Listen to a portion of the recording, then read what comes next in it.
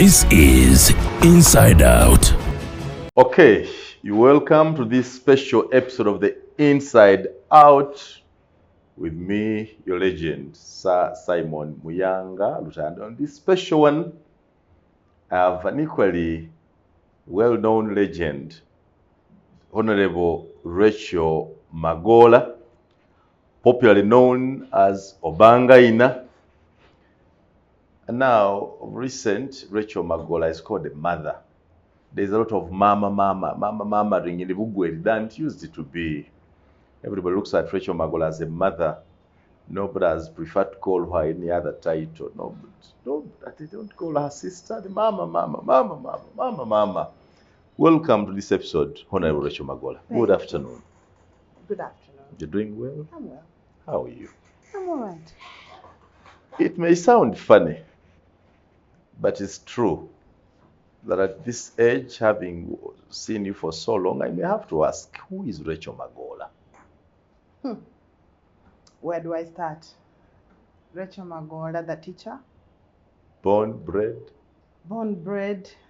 Daughter of Magola, Chimbugwe, Agalamiri Kakoro Kaginima. Kakoro. Yes. Kakoro Kaginima. Yeah. And daughter That's Padisa of... district? I'm not sure which district Bodaka, it is now. Paris. Maybe, I'm not sure. Kibuku. Over Kibuku, over Abutebo. Not so sure. Because the division now, I'm not sure what's going on down there. That's fair. But also the daughter of Honorable Magola Zidabamzale, former MP, Iganga district, And teacher former of many Minister times. of Luero, former Principal Kaliro TTC, former Deputy Principal Kamuli TTC, served on the scholarship committee. Her CV is long. So those are my That's parents. the profile of your mother. That's my mother. As for me, I have been a teacher. I trained first as a secondary school teacher. I started teaching in Damasagari College and then changed teacher education. I moved to Kaliro Primary Teachers College. And then at that time, we had established a primary school with Mom, which was Ramzale Primary School in Iganga, which over the years has turned into Walgogo Primary Teachers College. Yes. And then Walgogo Vocational High School. So I worked there for a while as principal, as director. And then at the same time, as I was training as a teacher in Kaliro NTC, I joined Afrigo Band in 1989. And I've been with Afrigo till now. I've been teaching for the same period of time. And then I decided... Do you teach music? What do you teach? I trained as a music and English language teacher. English That's language. my specialty. And then when I started teaching, I've been teaching English and music for as long as I remember. And well, in brief. One private section of your life remains discreet. Yes. Your family life. Whose wife are you? Whose mother are you? You know, I tend not to involve my family in my public life because the public tends to misuse that side of your life, which should not be a qualifier or a detriment to you. It should not be, because when somebody is who they are, that's who they are, not what else is on their lives. So I like to keep my family life private. I have a man who is none of your business. And so, yeah, I tend to separate the two. You have a man? Yes, I do. First time to hear that. Oops. That's why, because I don't... I have always imagined you for everyone. You're a mommy's girl. You have remained stuck home. I am mommy's girl. I am mommy's girl, despite having my man. Yeah, because your mother is your mother. You're with them. They are you. You're not giving her, you have refused to give her space. You're always around there. Why? Yeah, I tend to concentrate on what matters in this environment. Okay. Okay. So, Racheal Magoola, the teacher, but most known for Racheal Magoola, the artist. Yes. Let us get there. When do you get into music and what inspired you there? Well, I started music very early in primary school. Since I was 8, I've been one of the loud singers in the choir because my parents were both music lovers. My father was a music teacher, and he taught us to sing at a very early age. So we've grown up with music around our family. And to go professional, I joined Afrigo in 1989, like I said before, and have never looked back. So I have been performing while I teach. I have participated in international festivals. I have released albums in Uganda and out of Uganda. I'm signed on the ARC music label in the United Kingdom, Oh. and they distribute my music worldwide. And the latest album I've recorded was during COVID, called Resilience, Songs of Uganda, where I did songs from different parts of Uganda. I did a song from Kabale, from Bugisu, from the Acholi, from Busoga, Bugan. No, I didn't do Buganda. And so I did 5 regions of Uganda on that album. And I'm happy to say that it did very well. And last year in October, it went up to #1 on the global charts. Yes. So, Racheal, when you look through your career, especially this industry that you love most, in a statement, how do you comment about Uganda's music industry today? Uganda's music today is, I think, a surprise considering that there is no infrastructure that supports an industry as big and lucrative as the music industry. The music industry in Uganda, the arts in general, the creatives in general, are bubbling with talent, with productivity, even when there is very little support, without systems, and government has not invested the way it should in the creative industry. But it's well and alive. Though, if it had got the proper infrastructure, I think it would be internationally. What do you mean? What is lacking? What don't you have? We do not We have a see artists ministry. here singing, becoming too rich. They Yeah. live the best life, flying everywhere. What's missing? We miss a ministry of the creative industry, a ministry of culture, which would take care of the nitty-gritties. The creative industry has got more than music. It has got visual arts, it has got crafts, it has architecture, it has writing. There's so much more out there. And those are just surviving on their own passion for what they do. I mean, when you speak about music. You're not talking about the poets. You're not talking about the writers. You're not talking about the architects. You're not talking about fashion. You're not talking about culinary skills. Oh, The that is food. part of the creative All industry. that is part of the creative industry. And when anyone goes to any country to visit, those are the things they go to see. They go to see the culture. They go to see the music. They go to see the crafts. Those are what they buy from the shops, which you see at the National Theatre and on Buganda Road. They don't come only for the animals. The animals is just a small part of what a tourist will come to do in Uganda. But when you see how much money is pumped into tourism, and they are also not as happy as they should, it's not enough. Because if these two, music, art, drama, are pushed forward, then the tourism industry will go to the heights. Who are supposed to fix what you're talking about? If not you, the artist, and the teacher at that. No, at the end of the chain, government has got the biggest hand in determining what it considers important.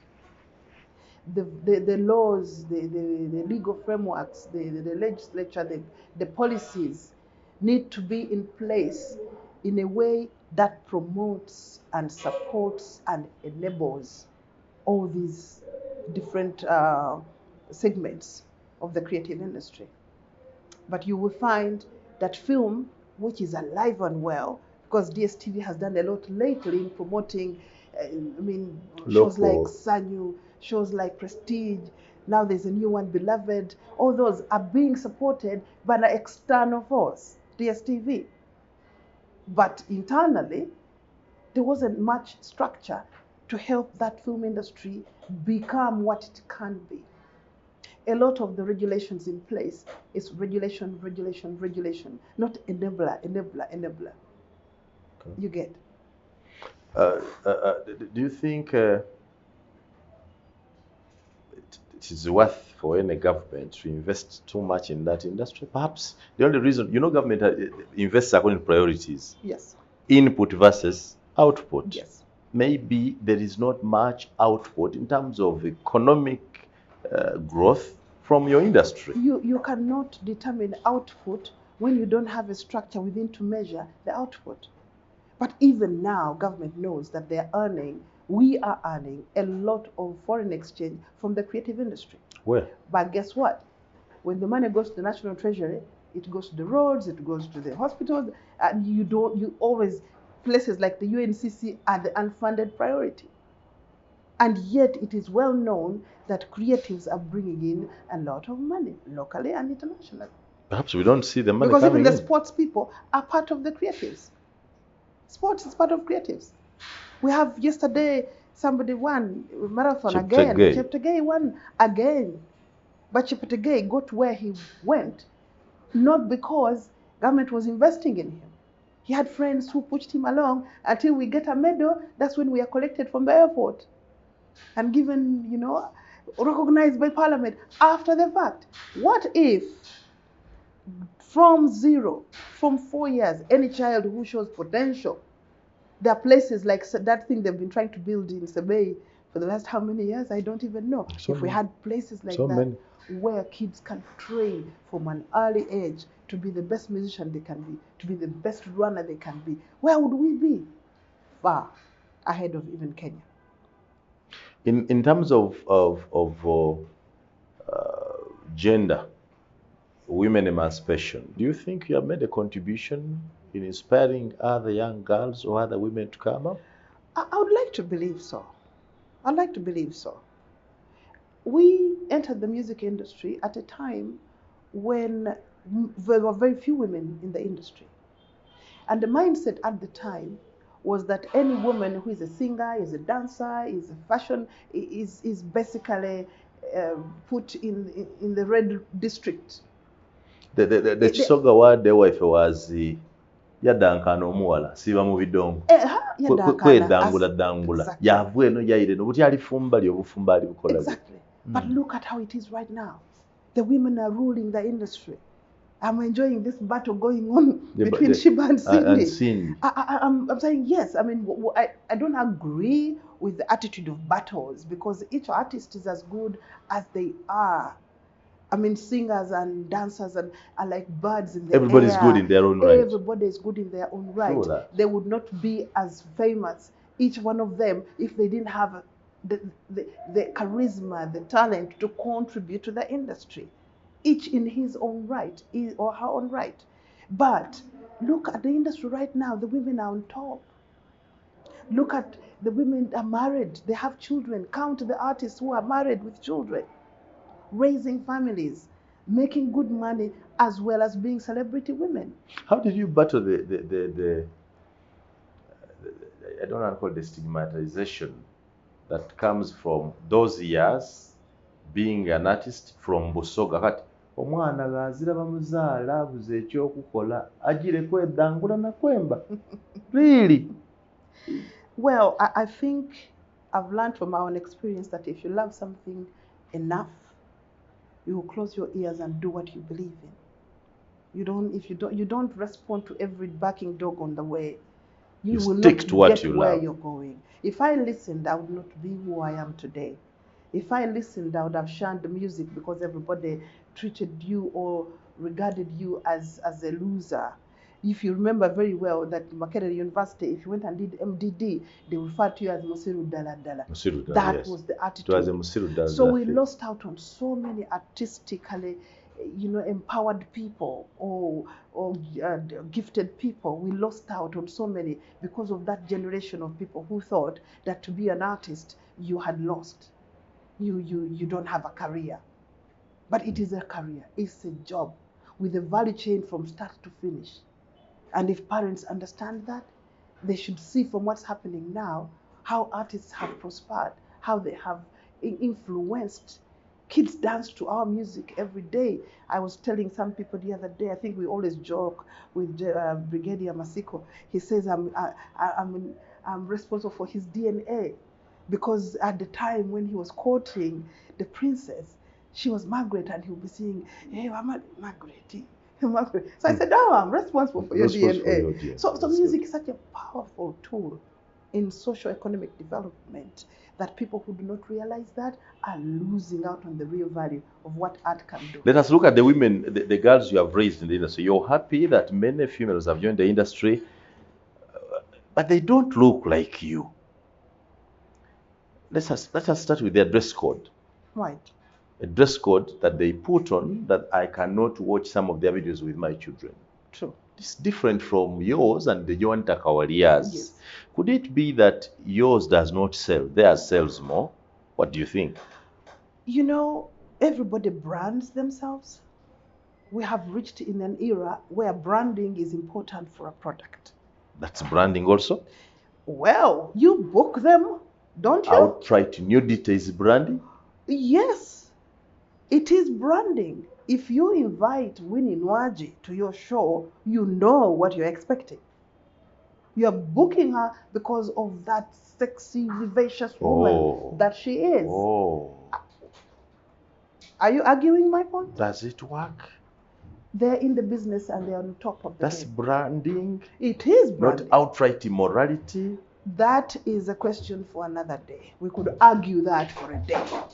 If you want, let's have a whole meeting on that one. I mean, we were discussing the sexual offences bill the other day. And one of the members of parliament was like, Racheal, where are you going? We need to talk about this pornography. You guys, the way you dress, I think we need to be discussing. They said, I know, but that's a discussion we need a whole day to discuss. Fully dressed artists like you and Joan Takawalia and Mariam Mundagire are equally popular. Yes. Do you want to tell me that you don't have men running after you, or you don't have people who look at you as persons worth emulating? You know, that statement, you don't have men running after you, and that is totally off track. Because costume has nothing to do with men following me. No, it has. It's about when I wear what I'm wearing, will my message go across on who I am, what image am I trying to portray? Chris, you don't watch these shows these days. I do. Gays come dance around and invite men to come and touch what I will not tell you. I know that the incident where touching happened, the girl kicked out. Because her intention is her brand on who she is, not touch. Look, enjoy the show. That's why you book her. She would be out of work now. And that's why there's classification of the arts. When you're watching movies, you'll find movies which have got parental guidance, rated R. Our problem here is, what kind of show do you want your children to see? I want to hear you defend that in Lusoga. Classify. I want to hear you defend that in Lusoga. Abagala batukunamira. Abawala babakunamira. Yes. Aye o abawala bajja okunama. Ojjayo ngoyidi nti ndijja abo na shiba. Era abagezigezi bw'abajja abo na shiba, ajja abo na Nwaji, abavwala style eyo tajja na baana. Kyevobona muli mu classification mu art. Eriyo rated R etegeeza nti yetumutwalayo baana. Eriyo PG gye beta parental guidance. Oidogo damu kanti aye muna takolanga ekyo. Aye ibona. You let your child watch at home from morning to night. Ngali 2 years old, 3 years old, mubalekere bakozi basiba ku TV kubukedde kuchi nga bali kuwatchinga shows ezo. Abaana bafana busimu kukuba bifaananyi kugema kuku ageme kuku afune ku. Bwajja ku isomero. Entertainment Minister oba teacher yababuuza banange muli kwenda artist ki? Buli mwana jaka ati shiba. Kuba waka in your own house. Awatchinga shiba ku TV, awatchinga videos ezo ya munumirwa. Ate yo mwana amunumirwa kuba ali kunumirwa kyali kubonda, tirwa kuba ali kwenda kujja kugema ku. ekyoyikiriza omwana Anumirwa kyali kubona. anumirwa kyali kubona kimusanuyisa tilwakuba ajagemaku. But look at the context of okoba omwana tovaalanga bugoye bumpi nga yabubo ine nishiba. Anti mperano value system yaimwe waka eriki eri omwana aidde abona anumirwe yakati I never lolo baba nkuba emigo. Value system starts with you, the parents. Kubanga bwatabashiba idda kubayo owundi baida kuwachinga Beyonce tavala atyo nga timwogerako kuba timuna Uganda. Abaana basiiba ku internet, basiiba ku TikTok nga bali kuwachinga Beyonce. Imwe bene mwagulira abaana esimu nti gema abonanga kwawo omwana yedaga baba nenda isimu muwe nabira esimu muwe omwana atalira bene imwe mutinga muiraawo mbukabiri nani avaire bubi nga babibona buli lunaku nga mwere niwo muwere esimu. So start your child with the values that you expect from her. Ni Bible ka train up a child. Abaana bano yagana kunabo wayogera kunabo. Have you talked to Nwaji, to Shiba, to the rest? Okay, do you talk? Kyenda kiwangalira kuino kubanga zitiri manager waibwe tyaliwo nga bafuuka kye bali. Oyogera I kunabo. would say now as a leader. Sometimes I will say munaawo wabiseewo. Waba oli kujja mu isomero ako kakuumirere mu bantu baife ababitegeera aye bw'oba mu baana okola oti. That's why dress code appropriateness is very important. Bw'oba oli kujja kwambula ovaala ki? Kanzu. Bw'oba oli kujja mu disco ovaala ki? Buntu obwo damage. Bw'oba oli kunfuna waliwo there is a place for everything. Aye omwana yavala kamini bwali kujja mu graduation. Omuzaire wali ko mwana yafuluma atyo ngali kujja mu graduation.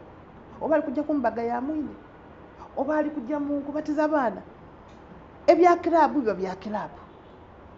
Ebyemikolo egindi biba bya mikolo gindi. Racheal, these are crowd pullers. Yeah. They pull a lot of crowds. Yes. Do you once in a while regret that you had adopted this style earlier, or feel like changing to their style No, to I pull don't. crowds? Because that's not who I am.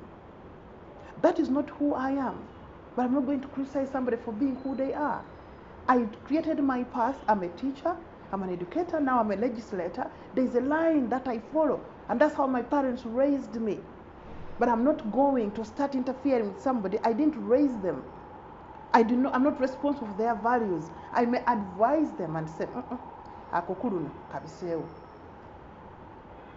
Mwego okuvaala mu ngeri esaaniire mu mukolo gwa ngeri ki.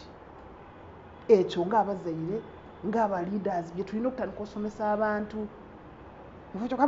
Ombwine ayi nga n'abaana bozira ky'omukobako.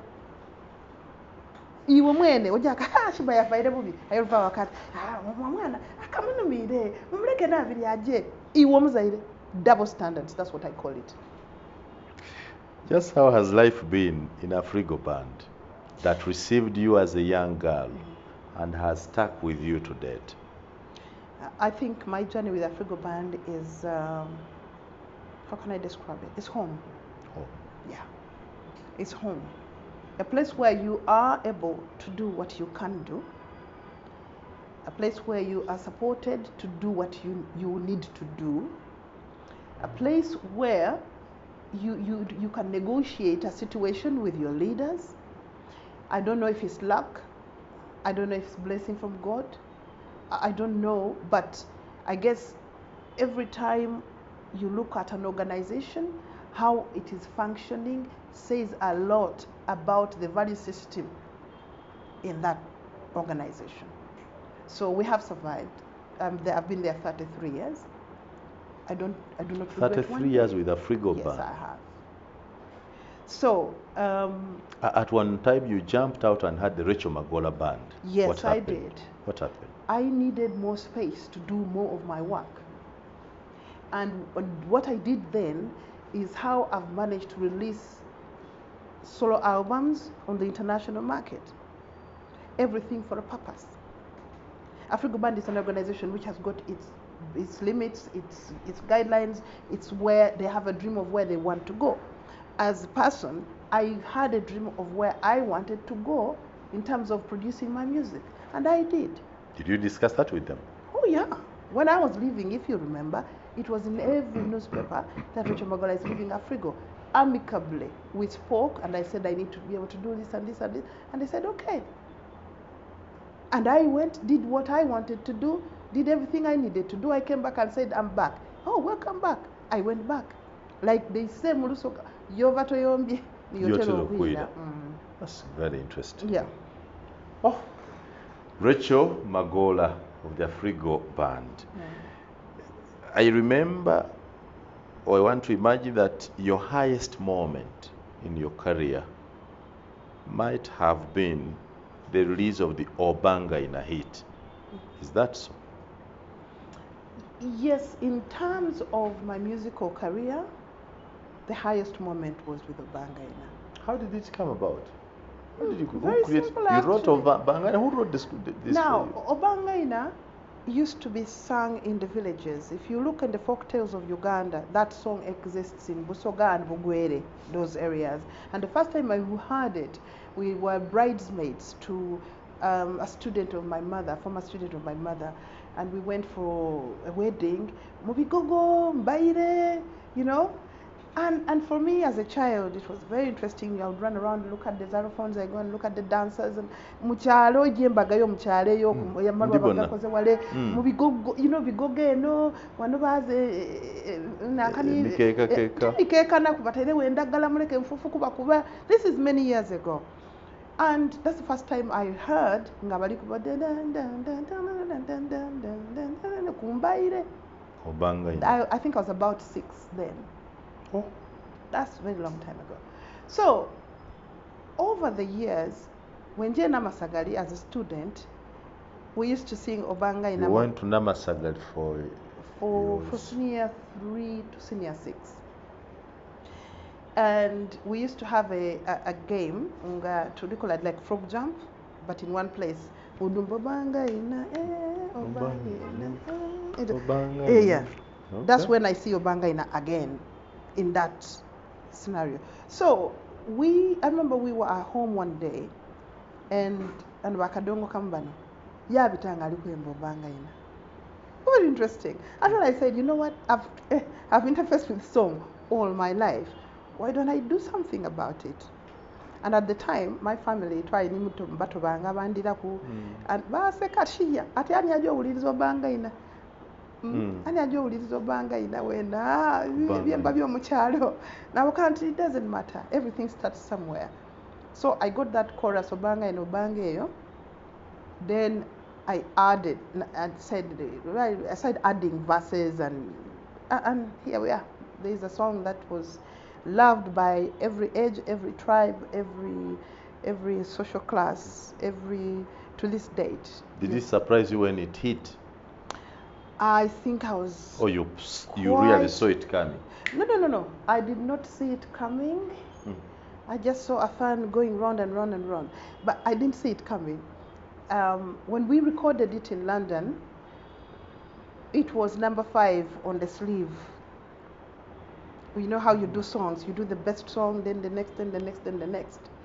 And then when we shot the video,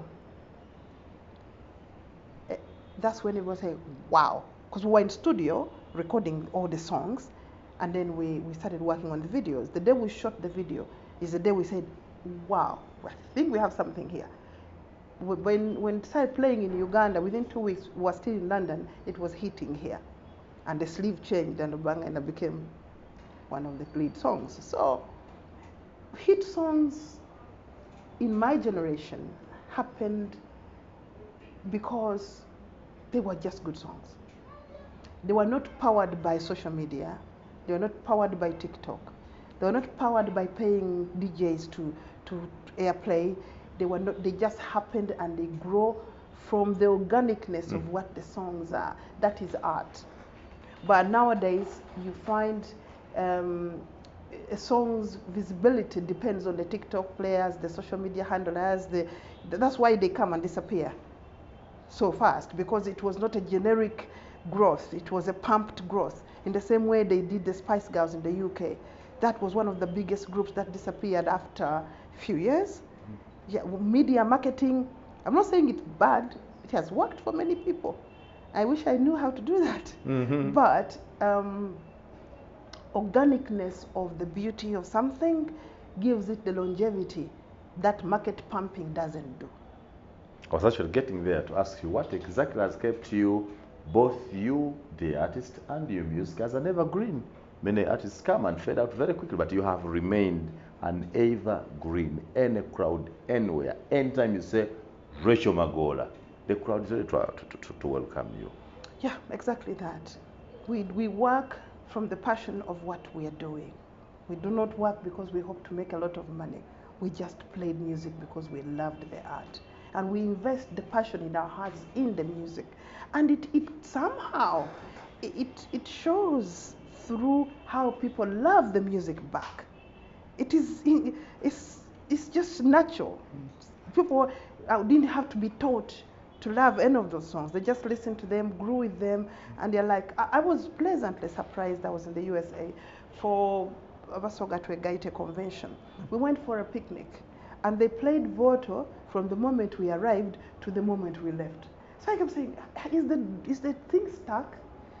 Because they had put it on repeat. And for the first time, even I realized, wow, people love Voto. Voto. Tandia ku Because at Voto. the time, Vangina had totally overshadowed it.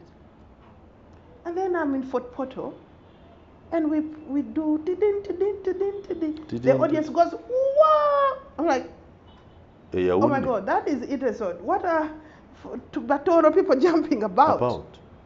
I say, wow, great music written by a gentleman called Otude from Kumi. You know, so good music is good music is good music, and it shows by how long it holds on to people's hearts. Have you made money from this industry?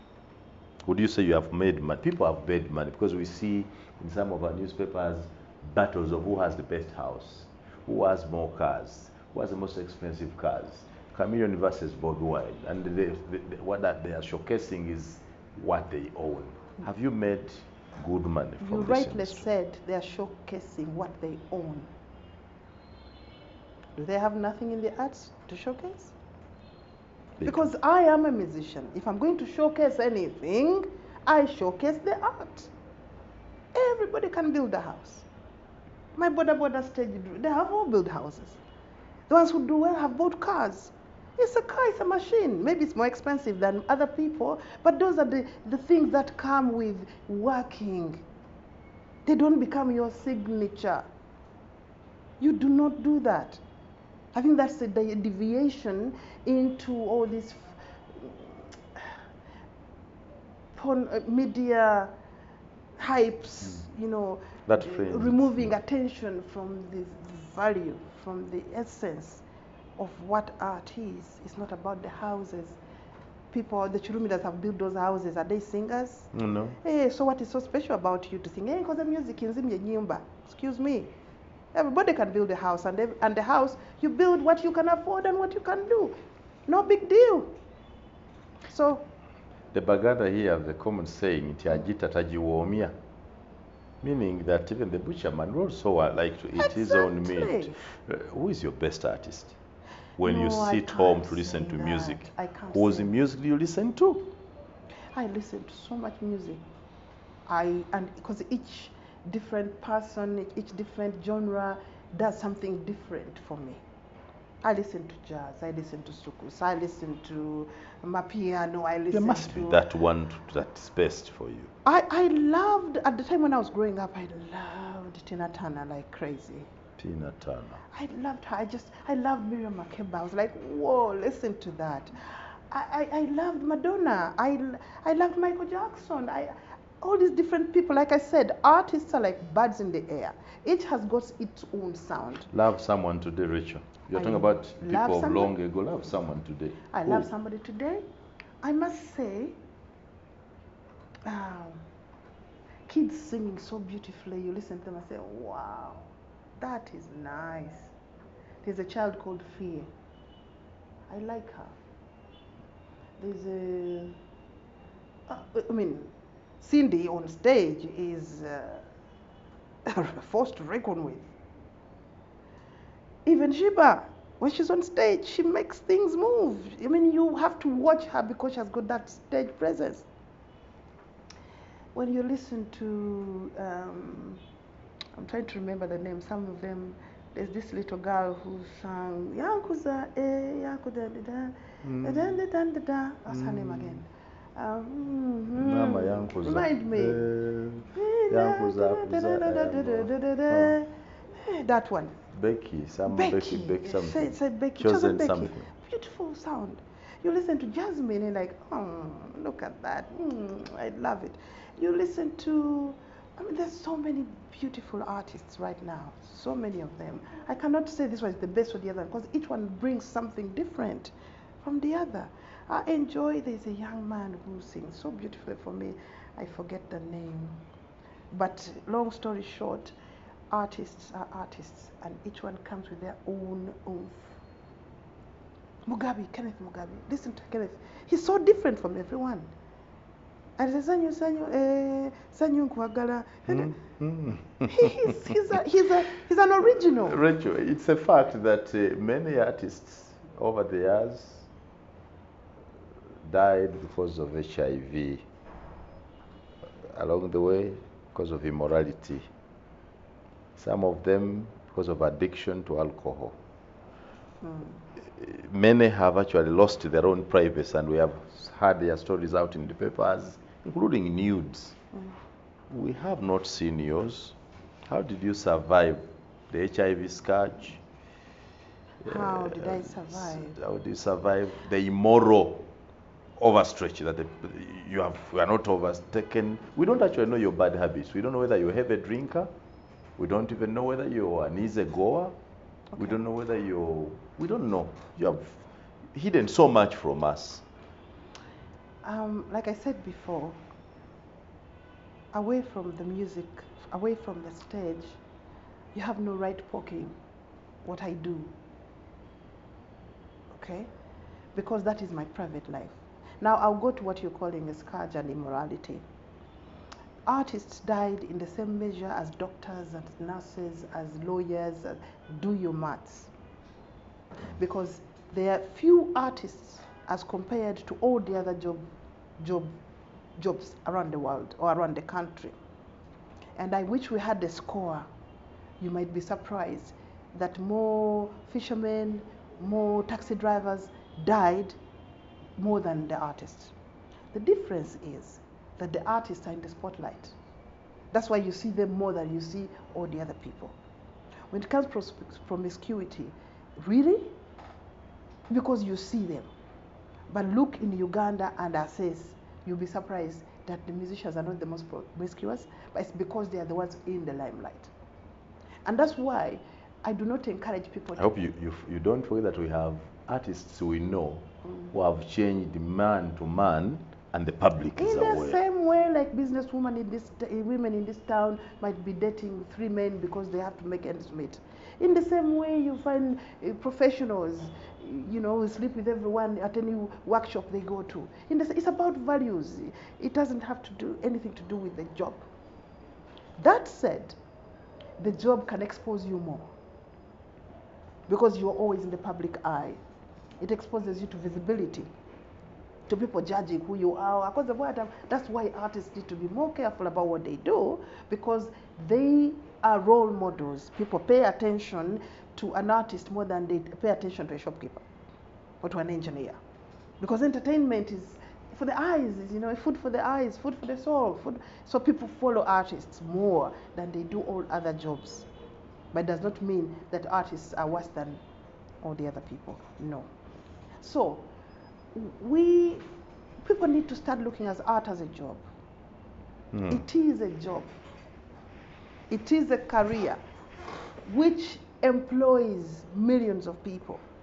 True. Right now, the art industry will bring in more money than coffee. Who said that? Oh yeah, I'm saying Racheal. it. Go and do the maths. You bring in more money than coffee? Yes, we do. How? Where does that money pass? Where is it? Where is it? More money than that's coffee. When we go into structures. How? Who is following the money coming in from the creatives? Right now in this country, you know that the youth are exponentially more in number. And those many, many young people are in the creative industry. They are. You know that. Yes. So if they are supported and there are structures to identify where, because many of them are informal, they are not being captured in the books. But if this industry is structured in the way that it should, you are going to come to me and say you were right. But you're bringing in more money than We coffee. have a date. I'm trying to find out where does the money come from. From the things we sell, from the shows we put up, from the nightclubs that happen because we are, from the karaoke bars where everybody goes and listens to the music and sings to it, in the churches where the music is played and Christians will stay all night and we're buying people sweets and water from everybody who is around the church in an overnight. Let me tell you, it is uncountable. The creative economy is the biggest economy Uganda has. It just takes for people to wake up and realize it is size and the amount of revenue we can generate and stick to it and start developing it the way it should be. This is the Inside Out. This special episode with Racheal Magoola is not about to end. We now want to go to Racheal Magoola too. We can rest Racheal Magoola, the artist, and now attack Racheal Magoola, the politician.